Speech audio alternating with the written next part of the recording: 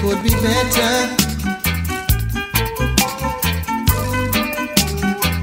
Now I'm a branded and stepper. If I am guilty, Lord God, then I will pay.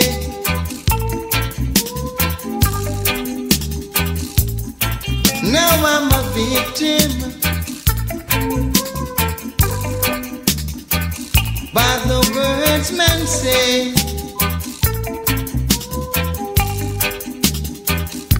And now I'm wanted. There's a price on my head so high, so high. Said I'm a wanted. But I won't let the wicked capture I. No way. If I get crucial,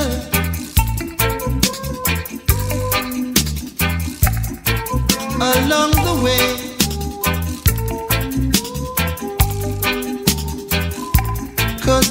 okay, according to Michael Benson, this was put up yesterday, August the 15th. So I'm guessing he's made the rounds. Anthony Joshua asked if he sees the winner of his rematch with Alexander Usyk as the best heavyweight in the world.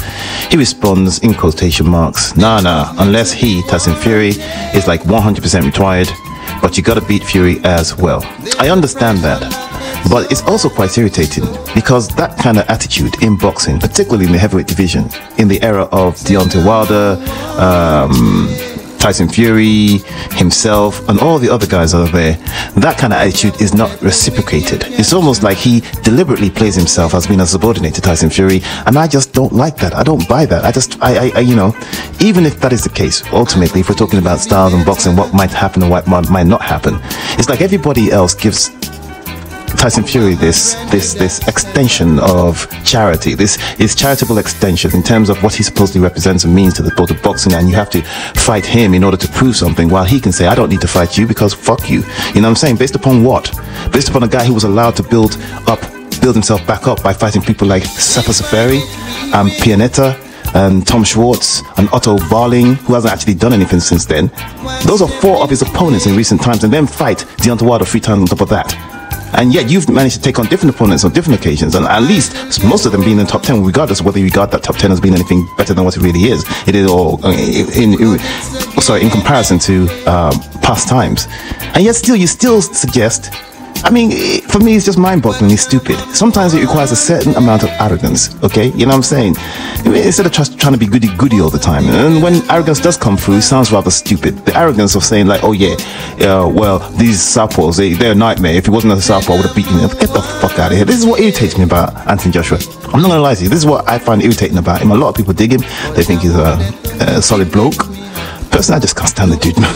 It is what it is. But I do hope he wins. I hope he wins. It depends on what you're comparing. I hope he wins against Alexander Usyk. Not because Usyk's a bad fighter. Not because I don't rate Usyk. Not because, but honestly, I think it sets a dangerous precedence when a president, forgive me, I always say president, a dangerous president, when you have somebody who comes up from cruiserweight and beats one of the top heavyweights out there, particularly when you look at the type of people who Alexander Usyk, not by any fault of his own, tends to attract. It's just the nature of things. It's just the nature of the boxing fan out there of a particular persuasion. You know what I'm saying? So it's very incumbent upon him that he represents not just for boxing, but for something much bigger than boxing, I dare say. Just as Alexander Usyk represents for something bigger than boxing as far as other people are concerned, yet they won't talk about it. But deep down, you know, we all know, they feel it.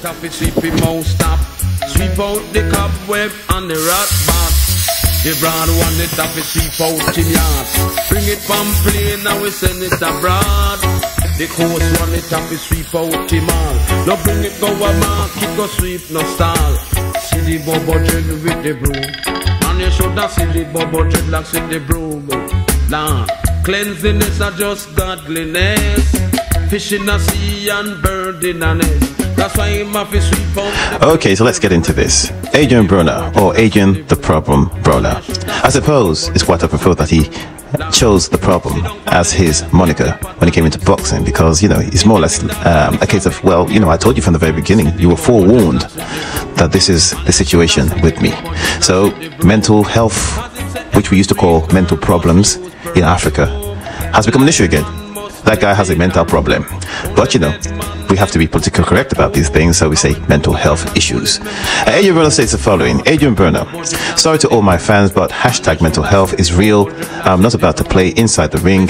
I've watched a lot of people die playing with their boxing career, and that is something I won't do. Just pray for me.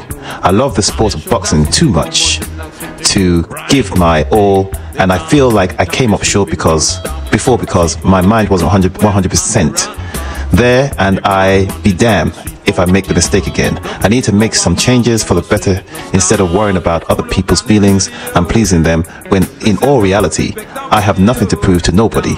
I'm a 4-time world champion in 4 different weight classes, and if I never lace up a pair of gloves again, I feel like it's safe to say I will be included into the Boxing Hall of Fame. So I have to step back and overcome this obstacle before I go put my life on the line inside the square circle again. I know I'm far from being finished with the sport. See you all soon. Respectfully, hashtag respectfully at Showtime Boxing. I think it's fair to say that, you know, Adrian Broner being Adrian, he's wasted everybody's time, really. I suppose that's a bit irritating. It is a bit irritating, you know what I'm saying? You know, he also comes down to the fact that if he really is suffering from these issues, here's the problem.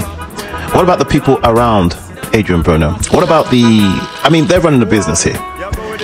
And I'm not trying to give Showtime and PBC an out here, but if they are running the business, it's incumbent upon them to actually safeguard and take care and see that they are making the right investment in people, not out of a sort of romantic notion, a romantic attachment, a nostalgic attachment to a person, but hard-nosed business decisions, which would suggest, like, okay, if you put Adrian Broner in this fight, is he going to be able to deliver? Yes, he's delivered in the past, but we're talking about today.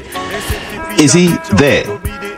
Have we been able? Have people done? You know what they did with Ben Simmons when they demanded that Ben Simmons with Philadelphia 76ers that he seek psychological help, because, you know, he also claimed that he had mental issues. Believe it or not, that he had mental health issues. You know what I'm saying? That's why he wouldn't play. That's why it's becoming a bit of an issue for people, for our fans, because they understand that it has become a strategy. It has become a strategy to suggest this is the situation. I got mental health issues because nobody can see it, and you can't demand it, really. But I suppose in the case of Adrian Broner, you knew that something was wrong. It's a case of how serious it is, or when it was going to show itself, or whether he's going to be able to function with it. You know what I'm saying? Because this is a guy who you tend to feel will self-sabotage anyway. But anyway, moving on to another part of that statement. He says, this is a short one. He says, man, I'm going through a lot at this moment in my life, but I ain't gonna give up. I set some more goals, and I ain't stopping until I finish what I started. But sorry to say this, but I'm not fighting. August 20th. This might be the first statement that he put out. I'm not sure. You know, it could be vice versa. I could care less, really. It is what it is. But obviously, BONK3RS is a bit pissed off about that, and we'll get to that in a minute. We look at his opponent. Apparently they've lined up Sergey Lipnitz in case Adrian Broner wasn't going to make it. So there you go. Sergey Lipnitz is going to step in for Adrian Broner. I mean, it is what it is. The Adrian Broner fight itself wasn't really that much of a big deal. It was just like, okay, yeah, something to watch. So typical PPC bullshit. But now it's even degraded more in value with Sergey Lipnitz versus BONK3RS. At least they could find somebody who's got some kind of fan base, for fuck's sake. Why is it? See, I mean, why can't you put Rolly in there? Okay, wait. What weight class were they fighting? I mean, yeah, why can't Rolly wants to fight?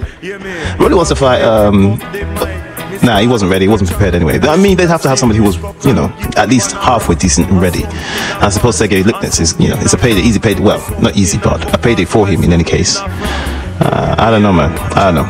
But moving on, let's stick with the same topic and look at some of the shit that BONK3RS got to say. First, of course, let's look at the opponent, Sergey Lipnitz. They keep in a conference interconti. It was the big man in a society. It was the big man in a society. Say like see, I go with his wife Mixie, along with the Queen and his Majesty. He's a yellow man telling everybody in society party.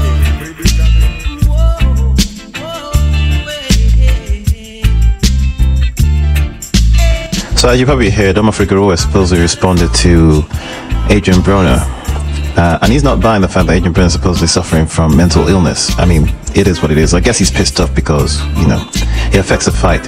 Financially, I suppose. He's fighting a lesser opponent. He might not, then again he might. But that being the case, he states the following. As we all know, my fight against that motherfucker, Broner, is off. Now, I don't mind because this is something we expect. So we had plans in motion to mitigate most the aftermath. That's bad grammar, but it is what it is. What really pisses, he writes, passes me off, is that now this motherfucker wants to use hashtag mental health as a fucking excuse. That I have a problem with because that's BS. That I have a problem with because that's BS. You don't get to cry hashtag mental health now, motherfucker. Not saying you don't suffer from mental health issues, as we can all tell you do. Just don't use it as an excuse now after you've been undisciplined. Now, here's the thing. You know he suffers from mental health. So even so, you want a person who you know suffers from mental health to be structured in the way that they eventually show you, bring to light the problem. I mean, it really goes back to the fact that you acknowledge in this message to Adrian Broner that the guy has a mental health problem. Most people have, well, I mean, we're not experts really, but we just see the way he acts erratic.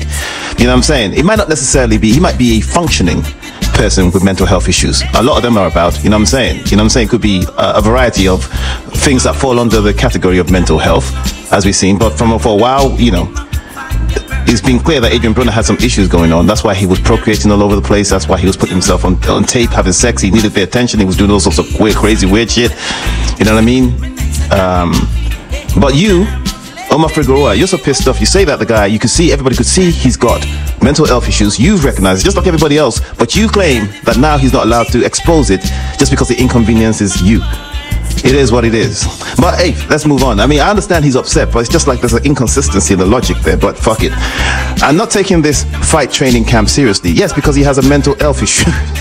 How's a person who is not mentally there gonna take fucking things serious? You know what I'm saying? If it really is mental health, okay, fine. So you say you can see it, just like every one of us who believes, like, you know, we're sort of like amateur psychologists from afar. All right, now that nigga crazy, you know what I mean? There's something wrong with that nigga, you know what I'm saying? I mean, you know, from that. But now you want to say, okay, something like, please show us the proof that you went and sought professional help. You know, even a psychologist won't let you see the medical records of somebody else. What the fuck is this guy talking about? You know what I mean? You love to post all your shit on social media. Why not let us in on your mental health recovery? Why? That's a health issue. Why are they gonna let you in? You see, this is a thing, right? Would you demand this of anybody else who, dare I say, wasn't black? I'm gonna make it about race because you see, there's always, for me, when it comes to these type of issues, that you need to prove something, that you need to, and the irrational logic behind the attack, it always comes down to the fact that I always believe that there's a different set of standards for different people. People are bringing Ryan Garcia into it. I understand that, but Ryan Garcia clearly had mental health issues and he was posing with a girl, you know what I mean? And he had a lot to say prior to that, you know what I mean? And there was no signs there that he really had issues. He was enjoying the fact that he had all these followers, that he was handsome, and all this other shit. And suddenly he doesn't want to get into fighting, claims mental health issues out of nowhere. It's not like he was acting as erratic as Adrian Broner, something that we've all known. Was it?